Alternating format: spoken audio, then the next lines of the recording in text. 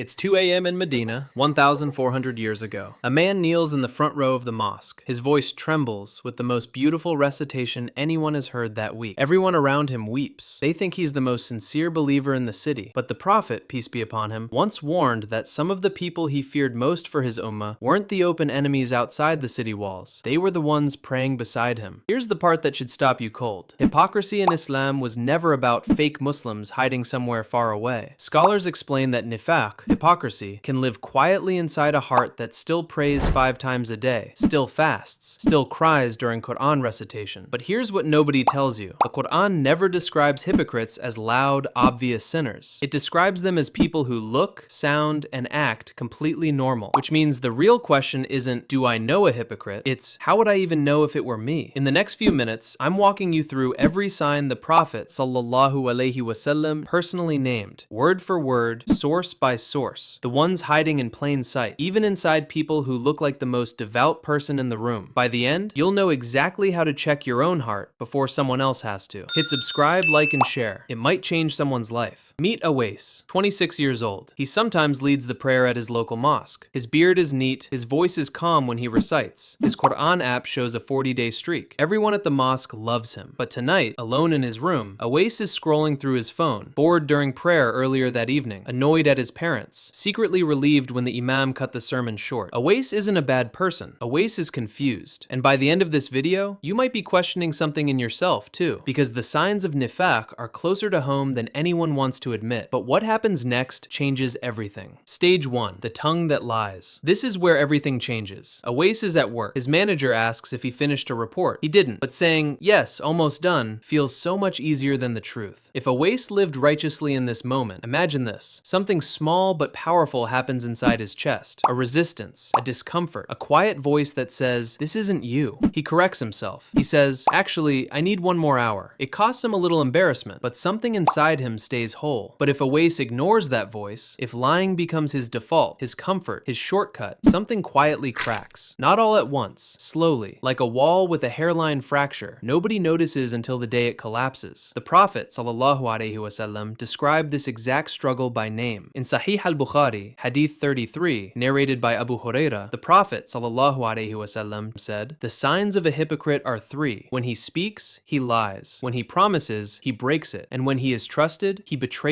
that trust. Ask yourself, how many small lies did you tell today? And did you even notice you'd told them? The most shocking part hasn't even happened yet. Stage 2, the promise that breaks. Now comes the part almost nobody knows. A friend asks Awais to help move apartments on Saturday. Awais says yes immediately, mostly to end the conversation, not because he plans to show up. Picture yourself standing there, on the other end of that promise, waiting. If Awais lived righteously, Saturday morning finds him groggy but present, because a promise, in the sight of Allah, isn't a social nicety. It's an amana, a trust. He shows up tired, a little late, but he shows up. But if Awais wasted this moment, here's the part that stings. Saturday becomes a string of excuses. Something came up, I forgot. Next time, I promise. Another promise stacked on top of the broken one, like debt piling on debt. Allah describes exactly this pattern in Surah At-Tawbah. Some people vowed that if Allah gave them from his bounty, they would certainly give charity and be among the righteous. Yet when he gave to them, they became stingy and turned away in refusal. Think about that. A promise made easily in comfort, abandoned the moment it actually costs something. And this is where most people get it completely wrong. They think broken promises are just personality, just being busy. The Prophet, peace be upon him, called it something far more serious. Stage 3, the trust that gets betrayed. But before Awais can even understand what's happening, life hands him something heavier. A friend confides in him, a private struggle, a secret mistake, something said in a whisper with the words, please don't tell anyone. If Awais lived righteously, that secret becomes a locked room inside him. Not because it's easy. Gossip feels good. Sharing feels like connection. But because he understands. What was given to him in trust is now his responsibility to protect. If Awais wasted this moment, the secret leaks out in a, you didn't hear this from me, conversation 2 days later. It spreads. It reaches the one person it was never supposed to reach. This is the 3rd sign the Prophet ﷺ named directly in that same hadith. When entrusted, he betrays that trust. And in another authentic narration, Sahih al-Bukhari, Hadith 34, and Sahih Muslim, Hadith 58, narrated by Abdullah ibn Amr, the Prophet ﷺ added a 4th sign. When he argues, he crosses every line of decency. decency. The Prophet ﷺ said whoever carries all four traits is a hypocrite through and through until he leaves them. But here's the part nobody expects. The Prophet ﷺ wasn't building this list to condemn people. He was building a mirror, a private checklist for self-inspection, not a weapon to point at your neighbor. Which of these signs surprised you the most so far? Tell me in the comments. I read every single one. If this is making you think twice about your own week, a quick like helps this reach someone else who needs to hear it tonight too. But there's one layer left, and it's the one almost nobody talks about. Stage 4, the heart that's divided. Now stop for a second. The Quran doesn't only describe hypocrisy as bad actions. It describes it as a disease, a sickness living inside the heart itself. In Surah Al-Baqarah, Allah describes those who say, "We believe in Allah and the last day," while they are not truly believers, and says, "In their hearts is a disease, so Allah has increased their disease." Imagine this, not a switch that flips overnight from believer to hypocrite, but a slow erosion. Small lies, small broken promises, small betrayals, each one small enough to excuse, each one wearing down the same wall. There's one more sign the Quran names precisely, the one hiding inside worship itself. In Surah An-Nisa, Allah says the hypocrites think they are deceiving him, when in truth, he is the one letting them deceive themselves. And when they stand for prayer, they stand lazily, showing off to the people, and remember Allah only a little. If Awais lived righteously, he catches this early, a moment of solitude, a moment mid-sajda, a single honest question. Am I performing faith right now, or living it? That question, asked sincerely,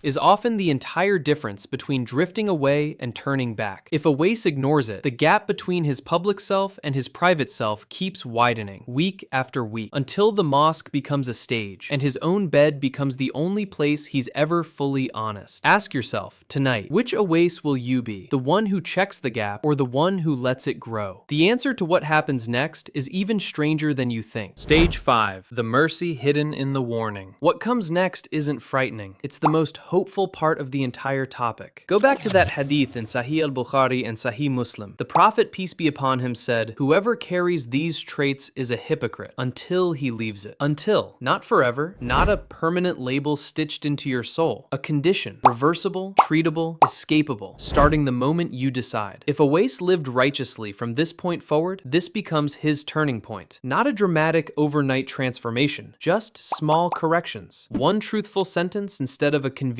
lie. One kept promise instead of a canceled plan. One secret guarded instead of shared. If Awais keeps avoiding the truth about himself, tonight's warning becomes just another video he watched and forgot by morning. This is happening right now, not 1,400 years ago in Medina, not in some distant story. Right now, tonight, in your own private moments, the exact same gap is being measured. The Prophet, peace be upon him, warned his own companions, the best generation to ever walk the earth, to fear this in themselves. If they feared it, we should tremble to think we're already safe from it. You can still prepare, but once the gap between your public and private self becomes your permanent home, it becomes far harder to leave. The believer checks himself daily, gently, honestly. The heedless one checks himself never, until the day checking is no longer possible. You're still breathing, and that means you can still change. Tonight, before you sleep, do one thing. Sit for 2 minutes and ask yourself honestly, is there a gap between who I am in front of people and who I am when no one's watching? Then make one small dua. Oh Allah, purify my heart from hypocrisy and let my private self be better than my public self. That's it. That's the whole action. Small but sincere.